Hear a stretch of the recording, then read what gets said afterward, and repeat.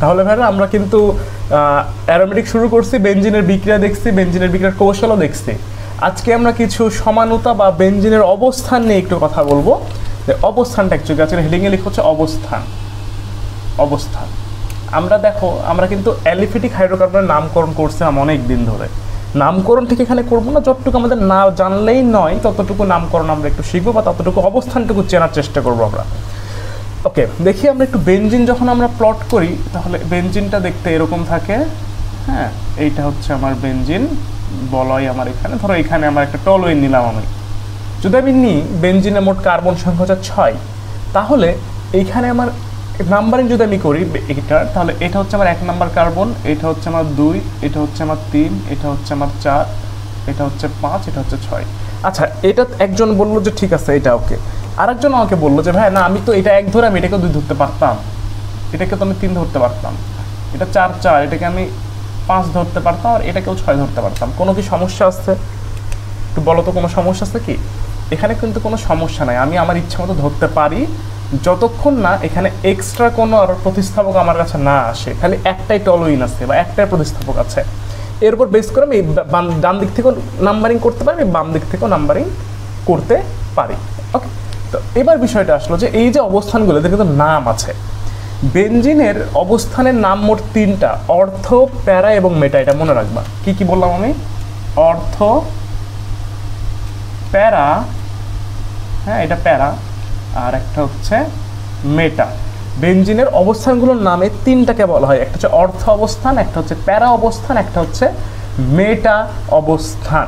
এখন অর্থ অবস্থান কাদেরকে বলবো আমরা? যদি এই পয়েন্টটা আমি নিই তাহলে আমি বলবো হচ্ছে 2 আর 6 অবস্থানকে আমি বলবো হচ্ছে অর্থ অবস্থান, 2 আর 6। আর প্যারা অবস্থান হচ্ছে আমার 4 নাম্বার, 4 নাম্বার হচ্ছে প্যারা অবস্থান, এবং 3 আর 5কে আমরা বলবো হচ্ছে মেটা অবস্থান। এইটা খেয়াল রাখতে হবে তোমাকে। এখন কেন আমরা এই জিনিসটা শিখবো, কি দরকার এটা আমার? এটা শেখার প্রধান উদ্দেশ্য হচ্ছে বেঞ্জিন প্রতিস্থাপন বিক্রিয়া দিচ্ছিল, খেয়াল আছে? প্রতিস্থাপন বিক্রিয়া দিচ্ছিল শুধু এক বেঞ্জিন, মানে শুধুমাত্র বেঞ্জিন। টলুইনও তো বেঞ্জিনের জাতক, ওইও তো প্রতিস্থাপন বিক্রিয়াই দেবে, তাই না? টলুইনও তো তোমার প্রতিস্থাপন বিক্রিয়াটাই দিবে। তো টলুইন যখন প্রতিস্থাপন বিক্রিয়া দিবে তখন আমার যে মূলকটা প্রতিস্থাপিত হবে, খেয়াল করো, বেঞ্জিন প্রতিস্থাপন বিক্রিয়া দিচ্ছিল, এইখানে তোমার টলুইন উৎপন্ন হয়েছে, CH3 এখানে অ্যাড হয়েছে এসে। এখন ধরো টলুইন এবার প্রতিস্থাপন বিক্রিয়া দিবে, সে কোন অবস্থান থেকে হাইড্রোজেনটাকে সরাবে? কথা কি বোঝা গেছে? হ্যাঁ, খেয়াল করো, তো এটা হচ্ছে আমার টলুইন, আমি এখানে একটু এভাবে প্লট করতেছি, এটা হচ্ছে আমার টলুইন। এই ধরো ক্লোরিনের সাথে বিক্রিয়া দিবে, বলো তো এখান থেকে কোন জায়গা থেকে ক্লোরিনটা যুক্ত হবে, সে কোন হাইড্রোজেনকে সরাবে? এখানে তো এতগুলো হাইড্রোজেন সরানোর মতো তার স্কোপ আছে। এইটাই বোঝার জন্য অবস্থান শিখতে হবে, তারপর আমরা বেঞ্জিনের রেজোনেন্স কাঠামোটা দেখবো, অনুরণনশীল কাঠামোটা বুঝবো। তাহলে এতটুকু যে মাথায় ঢুকছে যে কেন এই কাজটা করবো, তাহলে আমরা পরের স্টেপ আগাইতে পারি। এই অবস্থানের উপর বেস করে বেঞ্জিনের মূলকগুলো বা যেটা বেঞ্জিনের সাথে যুক্ত থাকে, এই তো এখানে মূলক হচ্ছে এই CH3 হচ্ছে মূলক যুক্ত আছে। এভাবে মূলককে 2 প্রকারে ভাগ করা হয়েছে। মূলক হচ্ছে 2 প্রকার, মূলক হচ্ছে 2 প্রকার। 1 নাম্বার মূলককে বলা হয় হচ্ছে অর্থপ্যারা মূলক।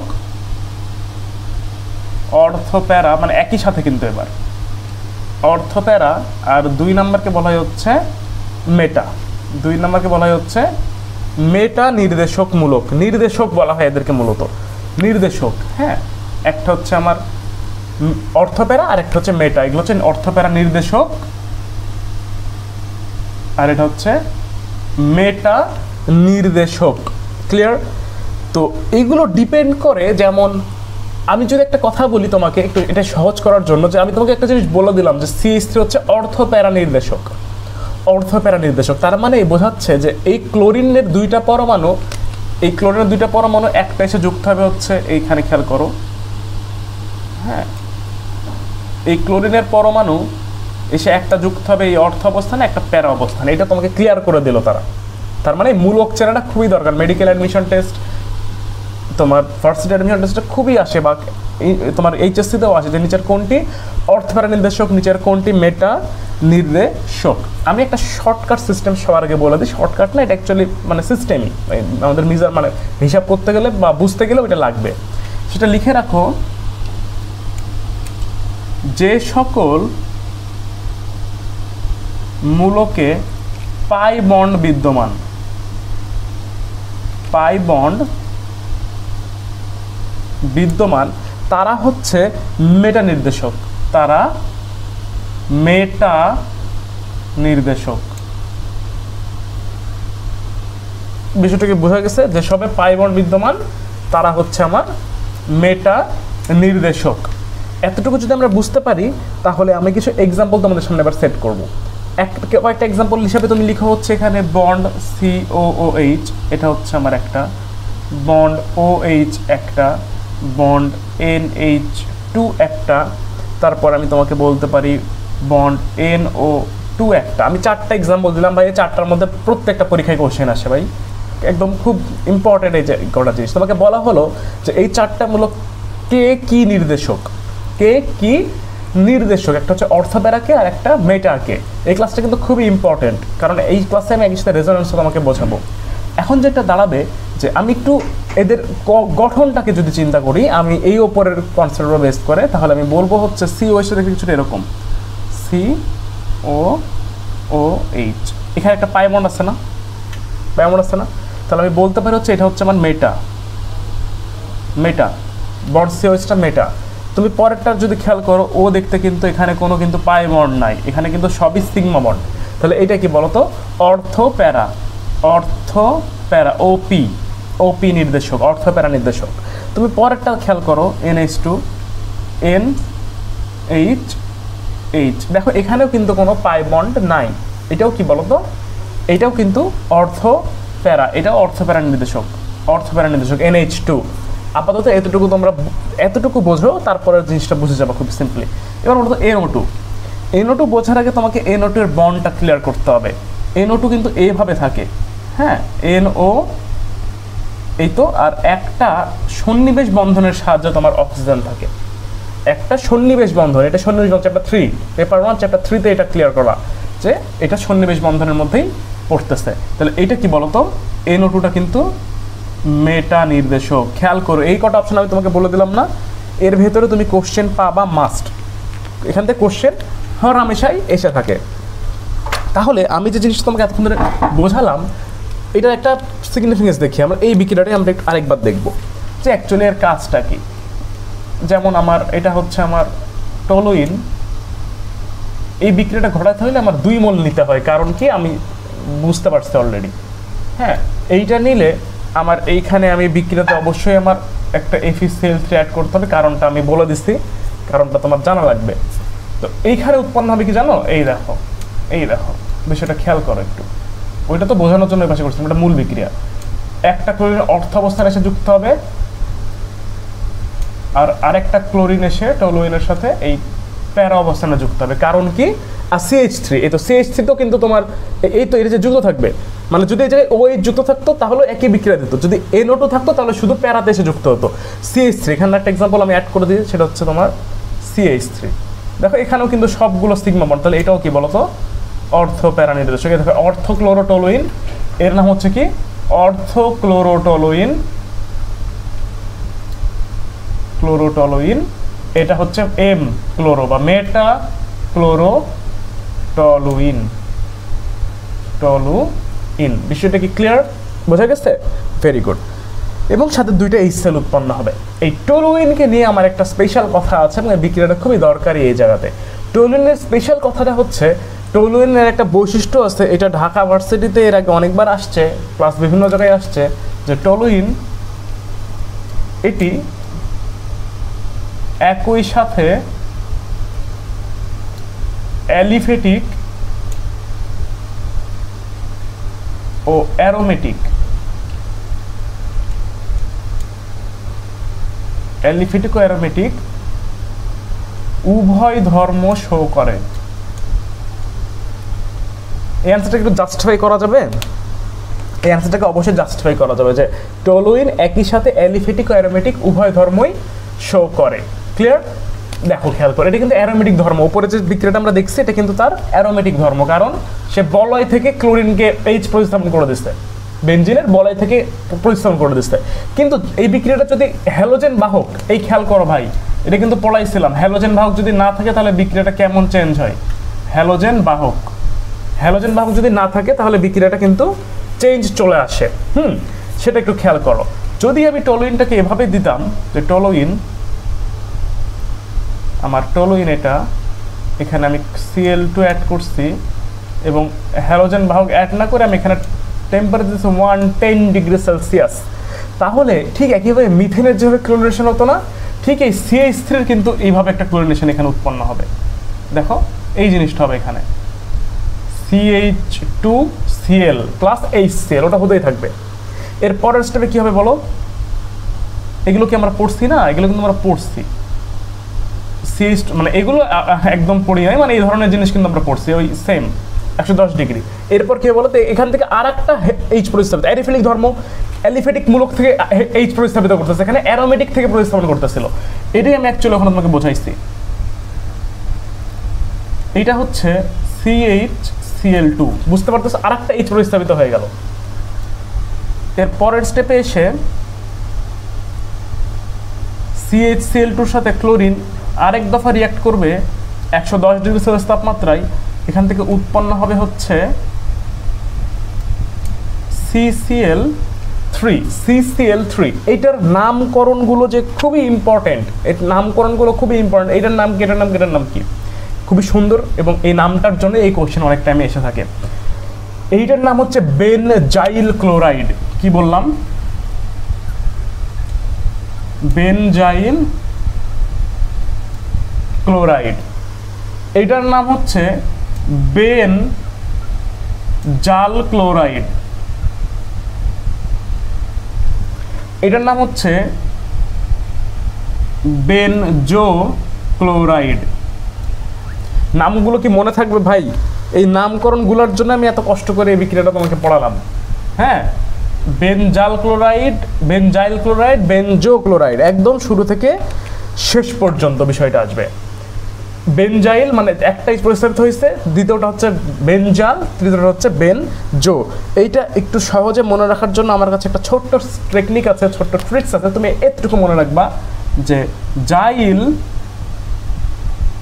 থেকে জাল থেকে জো, কিছুটা তোমার আরবি মতো, যারা আমাদের মানে আরবি টারবি পড়ছি, একটু আরবি পড়ছি, ইসলাম ধর্মাবলম্বী যারা আরবি পড়ছি, এরকম কিছুটা আছে না, মানে আরবি হরফগুলোর মতো এরকম মনে হয় আমার কাছে। এটা অ্যাকচুয়ালি বলা ঠিক হলো কিনা আই ডোন্ট নো, বাট আমার কাছে মনে হয়, আমি বললাম জাইল জাল জো। এটা মনে রাখলে তোমার কিন্তু তুমি স্টেপগুলো মনে রাখতে পারবা।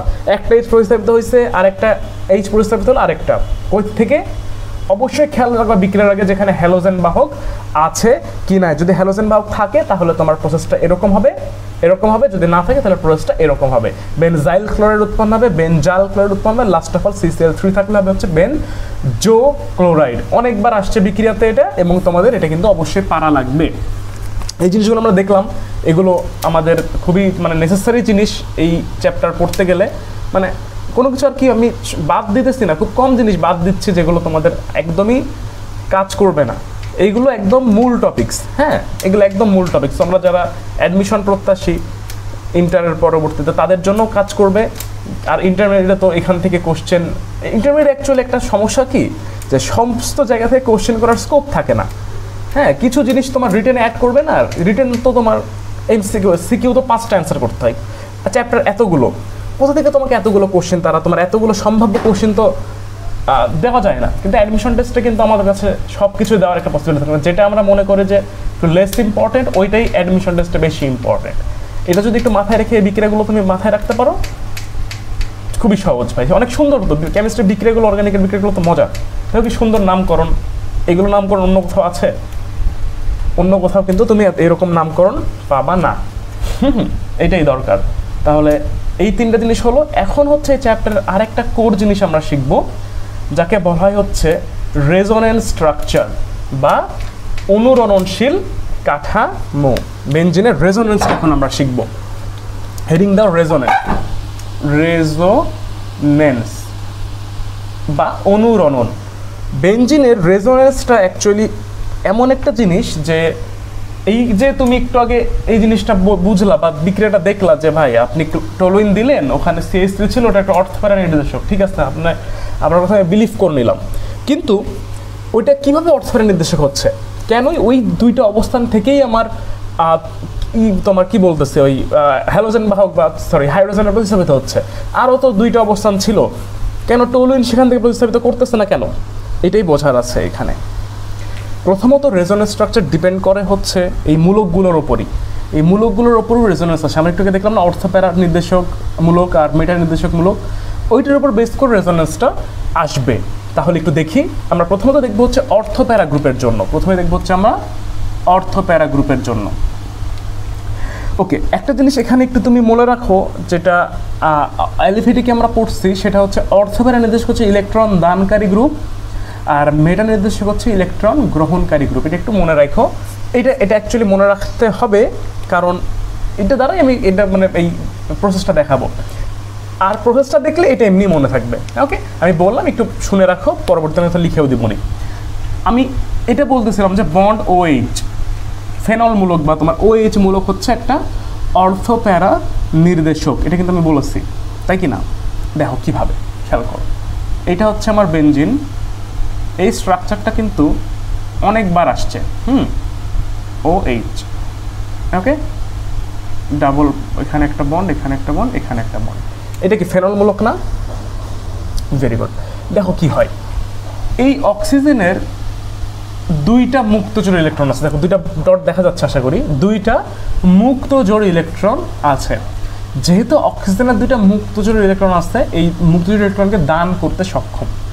হ্যাঁ, একটু আগে বললাম না OH ইলেকট্রন দানকারী, এইখান থেকে প্রসেসটা মনে রাখলে ওইটাও তুমি মনে রাখতে পারবা। দেখো কি হয়, এই অক্সিজেন এই ভাই এই যে স্টেপটা এখন আঁকাবো বোর্ডে, এটা খাতে সুন্দর করে লিখবা এবং বাকিগুলো স্ট্রাকচারের জন্য তুমি এটা প্র্যাকটিস করে রাখবা, কারণ এটা পরীক্ষায় আসে এবং আসে, হ্যাঁ, খতে আসে, সিকিউয়ে।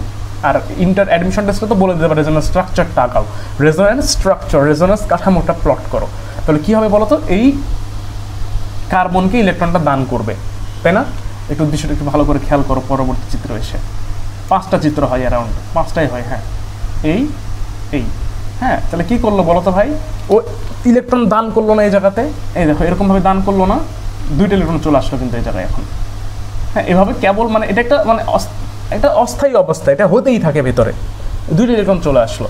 তাহলে এই কার্বনের যদি এখানে চলে আসে, তুমি এবার এইভাবে কাউন্ট করবা, আমি এটা লিখে মুছলে তোমার বুঝতে একটু কষ্ট হবে, 1 2 3 4, 4টা হাত ফিল আপ ছিল, এখন এক্সট্রা একটা চলে আসতো, তার কার্বন হাত 5টা হয়ে গেল না?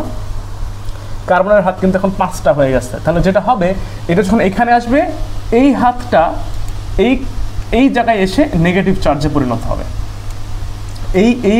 এটা তো পাই ইলেকট্রন মানে ইলেকট্রন, এই ইলেকট্রনটা বলয়ের বাইরে সক্রিয় অবস্থায় চলে আসবে। ক্লিয়ার? ওকে, এবং এটা কিন্তু একটা পার্শিয়াল পজিটিভিটির সৃষ্টি হয়েছে এই জায়গায়, কারণ ইলেকট্রন তার চলে গেছে, পার্শিয়াল পজিটিভিটির সৃষ্টি হয়েছে। দেখো স্ট্রাকচারটা বুঝতে পারবা। আর এই দুইটা বন্ড তো এখানে এইভাবেই আছে, এখানে একটা আছে, এইভাবেই আছে। ওকে, এখন যেটা হয় যে এই পজিটিভিটিটা এখানে বেশি টাইম অবস্থান করতে পারে না, একটা সার্টেন টাইম পরে এই পজিটিভিটিটা এখান থেকে গায়েব হয়ে যায়। আমি আরেকটা কালারের পেন নিই, এইটা আবার বলয়ে প্রবেশ করতে চাই, এটা বলয়ে প্রবেশ করবে, এটা যখন বলয়ে প্রবেশ করবে, দেখো এর 4টা হাত কিন্তু ফিল আপ ছিল এই কার্বনের। তা এবার কি হয় বলো তো, এই বন্ডটা আবার এই মাথায় চলে আসবে, বুঝা যাচ্ছে? দেখো তাহলে এই পরের স্টেপটা, উপরে কোনো চেঞ্জ নাই আমার, আর উপরে আর কোনোই চেঞ্জ নাই। হ্যাঁ, এটা ছিল এখানে, এটা OH এমনি ছিল, এটা এখানে প্রবেশ করলো না, দেখো এই তো ডাবল বন্ড, এটা এখানে যেহেতু প্রবেশ করলো, ডাবল বন্ড এখানে, আর এই ইলেকট্রনটা এবার বাইরে চলে আসলো, তাহলে এইখানে মাইনাস চার্জ, আর এটা তো এখানেই ছিল। ওকে, এই পর্যন্ত ক্লিয়ার। এবার এরপরে কী হবে বলো তো, তোমরা মনে করতে পারতেছো, বুঝতে পারতেছো? এই ইলেকট্রনটা আবার এইখানে প্রবেশ করবে, ফলে এটার হাত বেশি হয়ে যাবে, এইটা এই বাইরে চলে আসবে আবার, আসলে এই দেখো এইখানে আমার তখন নেগেটিভ, আমার এই ইলেকট্রনটা এখানে চলে আসলো, আর এটা তো আমার আগেই চলে আসছিল, এখানে আমার OH এমনি ছিল, পার্শিয়াল পজিটিভ নিয়েছিল, সে পার্শিয়াল পজিটিভ নিয়েছিল, ডাজন্ট ম্যাটার। এরপরের স্টেপটা খেয়াল করো, এরপরের স্টেপে যেটা হবে যে এই ইলেকট্রনটা এইখানে প্রবেশ করবে, আর এই হাতটা এখানে তো তার পাই ইলেকট্রন ছিল, মানে মুক্ত ইলেকট্রন ছিল, বাইরে প্রবেশ মানে আবার আগের জায়গায় চলে যাবে সব কিছু। তো বিষয়টা খেয়াল করো তো,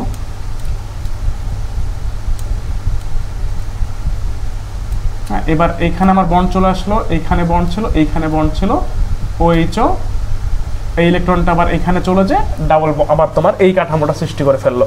ভাইয়া এই চিত্রটা দরকার, 1 2 3 4 5টাই তোমার লাগবে। এবার আমাকে একটু বলো যে 1 আর 5 চিত্রটার মধ্যে ডিফারেন্স কোন কোন জায়গায়? আমি তোমাকে একটু প্লট করে দেখাই, আমি একটু প্লট করি তাহলে তোমার বুঝতে সুবিধা হবে। এইটা হচ্ছে আমার ফিগার 1, এটা হচ্ছে আমার ফিগার 5। দেখো এখানে আমার ডাবল বন্ড, এখানে আমার বন্ড, এখানে আমার বন্ড। ফিগার 5-এ গেলে দেখবো এখানে কিন্তু বন্ড নাই, বন্ডটা এই সাইড থেকে শুরু হয়েছে, এখানে এসে শেষ হয়েছে। বোঝা যাচ্ছে কি ডিফারেন্সটা কোন জায়গায়? হ্যাঁ, 4 5 6 আঁকলাম। ধরো আমি 1 নাম্বার থেকে 2 নাম্বার মধ্যে ডাবল বন্ড ছিল, এখানে এসে 3 4 5 6, এখানে 2 থেকে 3 ডাবল বন্ড শুরু হয়ে গেছে। মানে এই স্ট্রাকচারটা ঘুরে গেল না? ঘুরছে। এই ফেনোমেনাটা হইতেই আছে বেঞ্জিনের ভেতরে, এই ফেনোমেনাটা বেঞ্জিনের ভেতরে হইতেই আছে। এই কারণেই ঠিক এই কারণেই আমরা ছোটবেলা থেকে বেঞ্জিনের ভেতরে এই গোল্লাটা দিয়ে আসি, কারণ আমি এক্স্যাক্টলি ডাবল বন্ডের অবস্থান বলতে পারবো না। আমি এক্স্যাক্টলি ডাবল বন্ডের অবস্থান বলতে পারবো যে এই পয়েন্টে ডাবল বন্ড আছে না, সে সর্বদাই ঘুরতেছে এভাবে, এই কাজটা হতেই আছে। ওকে, এর জন্য এটাকে বলে রেজোন্যান্স কাঠামো বা অনুরণনশীল কাঠামো। হ্যাঁ, অনুরণন, এই টার্মটা বই ইউজ আছে, অনুরণন। ওকে, এখান থেকে আমি একটা জিনিস বলতে পারি যে কিভাবে আমার অর্থপ্যারের নির্দেশকটা, মানে এটা অ্যাকচুয়ালি অর্থপ্যারের নির্দেশকই, এটা এখান থেকে আমি বলতে পারি।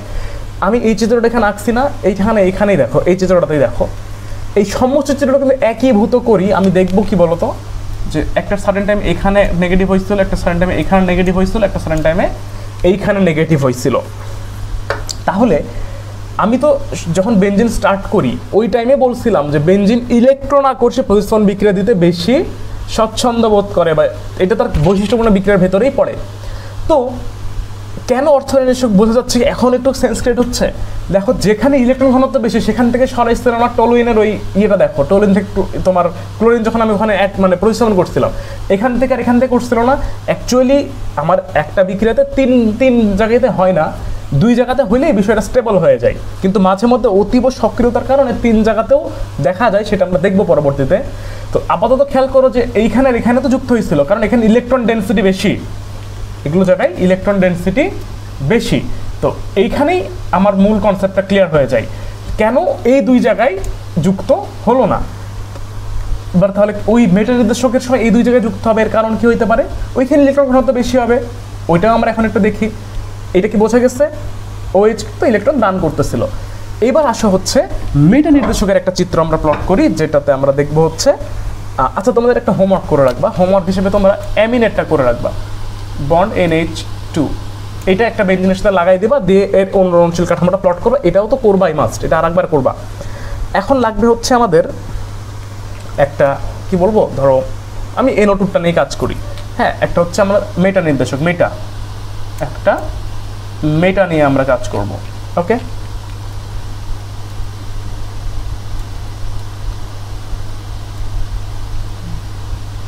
পাঁচটা চিত্রতে কিন্তু আমার হয়ে যায়।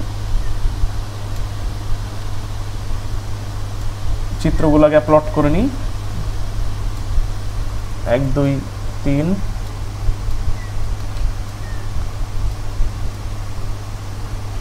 1 2 3 4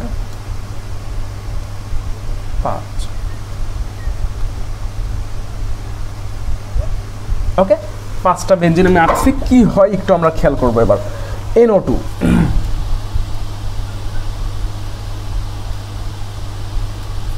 NO2টা এইভাবে এখানে থাকতেছে।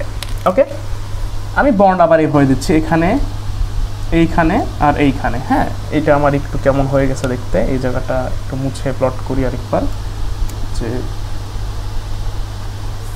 হ্যাঁ, যে এটা আমি এখানে করছি। ওকে, এটা আমি একটু তোমাকে অ্যাঙ্গেলটা করে দিই। হ্যাঁ, এইভাবে আছে, বোঝা যাচ্ছে?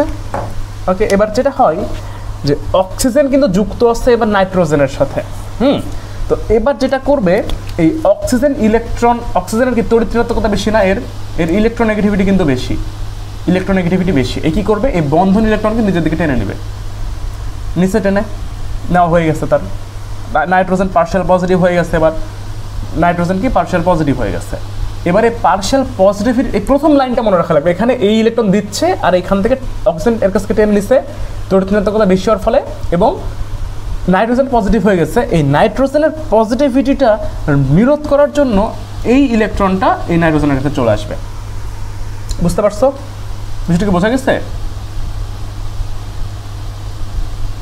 এই ইলেকট্রনটা নাইট্রোজেনের কাছে চলে আসবে এবং এটা ইলেকট্রনের নেগেটিভ, এটা এখন এখান থেকে এই বন্ড ডাবল হয়ে এই ওকে নাইট্রোজেন 3 হাত ফিল আপ। এখন এই যেহেতু এখান থেকে চলে গেল, তাহলে এই হাতটা কি এবার পজিটিভ হয়ে গেল না ভাই? এই এখান থেকে ইলেকট্রন চলে গেছে এবার, তাহলে পজিটিভ হয়ে গেছে না? আগে তো এখানেই ছিল, সে বলের বাইরে চলে আসতেছিল, কিন্তু এবার ওই ইলেকট্রনটা ইউজ করছে কি বলতো? নাইট্রোজেন ইউজ করছে। ক্লিয়ার? এবার যেটা হবে যে এই নাইট্রোজেন এই পজিটিভিটিটা রোধ করার জন্য এই ইলেকট্রনটা আবার এই শেলের ভেতরে প্রবেশ করবে। তাহলে এতে কি হবে? এতে এরকম একটা মজার জিনিস হবে যে এখানে যে এইটা আমার এখানে বন্ড ক্রিয়েট করবে, তাহলে এইটা আবার পজিটিভ হয়ে যাবে, তাই কি না? আর এটা তো আমার নর্মালি এখন যা ছিল সেই থাকবে। নাইট্রোজেনের 3টা হাত ফিল আপ, সে খুব খুশি এখন, তার কোনো সমস্যা নাই, এবং এইটা এখানে থাকবে। ওকে, এর পরের স্টেপে যেটা হবে সবই ঠিক আছে, ও মাইনাস এটা সন্নিবেশ বন্ধন, এটা এই পজিটিভিটি ফিল আপ করার জন্য এই ইলেকট্রনটা এখানে প্রবেশ করবে। তাহলে এখানে ইলেকট্রন ফিল আপ, এবার কি এইটা পজিটিভ হয়ে গেল না? এইটা কিন্তু পজিটিভ হয়ে গেল। এর পরের ফেজটা অ্যাকচুয়ালি আমি একটু ভুল প্লট করে ফেললাম এখনই, তাড়াতাড়ি করে এটা মুছে দিলাম। এর পরের ফেজে যেটা হবে যে এই পজিটিভিটি রোধ করার জন্য এই ইলেকট্রনটা আবার বলয়ে চলে আসবে, এসে এইখানে একটা বন্ড, এইখানে একটা বন্ড, আর এইখানে একটা বন্ড, আর নাইট্রোজেন আবার তার স্বরূপেই ফিরে আসবে, কারণ তার একটা ইলেকট্রন ঘাটতি হয়ে গেল, ওই ইলেকট্রনটা আবার এখান থেকে নিয়ে সবাই আবার আগের মতো হ্যাপি টুগেদার হয়ে যাবে শুরুর মতো। তাহলে এবার যে জিনিসটা আসবে, তুমি এই 5টা চিত্রের যদি একীভূত করো তাহলে কি পাবা? যদি তুমি এর জন্য তুমি আবার এখান থেকে হোমওয়ার্ক করে নিবা, হচ্ছে তুমি বন্ড COH-টা হোমওয়ার্ক করে রেখো HW হিসাবে। ওখানেও কী হয় বলো তো? ওই বন্ড COOH এখান থেকে এই অক্সিজেন ইলেকট্রন টানবে, ফলে আবার একই সমস্যার সৃষ্টি হবে কার্বন থেকে অত্যন্ত যেহেতু বেশি। এইখানে এবার যেটা হবে যে চিত্রটা যদি আমি সম্পূর্ণ প্লট করি, মানে একটার মধ্যে নিয়ে আসি, এইভাবে যদি আমি একটা চিত্রের মধ্যে এটাকে দেখাই তোমাকে, এখানে আমি দেবো হচ্ছে কি বলতো NO2 নাইট্রোবেনজিন, তাহলে আমি দেখবো হচ্ছে এইখানে পজিটিভ, এই পজিটিভ আর এই পজিটিভ। বিষয়টা কি ঢুকতেছে? দেখো তো, বেনজিনের ইলেকট্রন যত বেশি থাকবে সে তত বেশি তার সক্রিয়তা দেখাইতে পারবে। ওকে, আগের পজিশনটা যদি আমি এভাবে চিন্তা করি, এখানে তো আমি জানি এটার মেটা মানে এই আর এই অবস্থানে এসে যুক্ত হবে। দেখো এই পজিশনে এই 3টা অবস্থান ছিল রাজা, ওকে, তার ইলেকট্রন বেশি, সে দেখো রাজার মতো ফিল করতেছিল, ওইখান থেকে ওখানে যা কিছু তাকে সে অ্যাড করতে পারতেছিল OH। কিন্তু মেটা নির্দেশকের সময় যে দেখবা যে রাজাই এখন কিন্তু ফকির হয়ে গেছে। ফকির মানে ফকিরও না ঠিক, সে ধার দেনার মধ্যে আছে, ইলেকট্রন নাই। আমাদের টাকা আছে, টাকা জিরো হলো একটা বিষয়, আর টাকা নেগেটিভ মানে আমি ধারে আছি, এটা আর একটা বিষয়, এটা কিন্তু বেশি ঝামেলা। এখানে যেটা হলো, এই রাজা ছিল আগে প্রচুর ধন সম্পত্তি ছিল, মানে ইলেকট্রন ছিল, ধন সম্পত্তি মানে এখানে ইলেকট্রন, পরবর্তীতে সেটা কমে এই মেটা যখন আসছে, মেটা তার সব কিছু শুষে নিচ্ছে, এভাবে ইলেকট্রনগুলো টেনে নিচ্ছে, নিয়ে ওই অবস্থানগুলোকে যে আগে রাজা হিসেবে নিজেকে বলতো, সে এখন হয়ে গেছে ফকিরও না ঠিক, সে এখন দেনাগ্রস্ত হয়ে গেছে। ওকে, তাহলে এবার রাজা কি হয়ে গেল? এবার রাজা হয়ে গেল হচ্ছে যে এই পজিশন যেটা, যারা আগে নিউট্রাল ছিল, এই 3 আর 5, এরা আগে কিন্তু আগে যেমন ছিল এখনও কিন্তু তেমনই আছে, তার কোনো চেঞ্জ নাই। এখন কি তার চেয়ে প্রজাগুলোই বেশি শক্তিশালী আছে, তার হচ্ছে ধার দেনায় আছে, প্রজার কাছে 0 টাকা আছে, ওর কাছে বেশি টাকা আছে না, তাহলে হিসাবে নেগেটিভ হচ্ছে। এর জন্য মূলকগুলো এসে NO2-র মধ্যে, মানে এই 3 আর 5 অবস্থানে এসে যুক্ত হয়। বিষয়টি কি ক্লিয়ার? এইটাই ছিল বেনজিনের রেজোনেন্স কাঠামো এবং one of the most important topics, এইটা জানা লাগবে। আর এর পরবর্তী ফেজগুলোতে আমরা আরও কিছু জিনিস শিখবো, যেমন কিছু মানে কনসেপচুয়াল জিনিস আছে নেক্সট ক্লাসে, যেমন ওই মেসোমারিক ইফেক্ট, ইন্ডাকটিভ ইফেক্ট, তারপর হাইপার কনজুগেশনের ইফেক্ট আমি বলছিলাম এর আগে, এগুলো কিছু জিনিস এখন নেক্সট ক্লাসে আসবে। আজকের ক্লাসটা সবাই এই পর্যন্ত থাকলো, নেক্সট ক্লাসে আমরা সামনের টপিকসগুলো নিয়ে আলোচনা করবো। সবাই ভালো থাকো।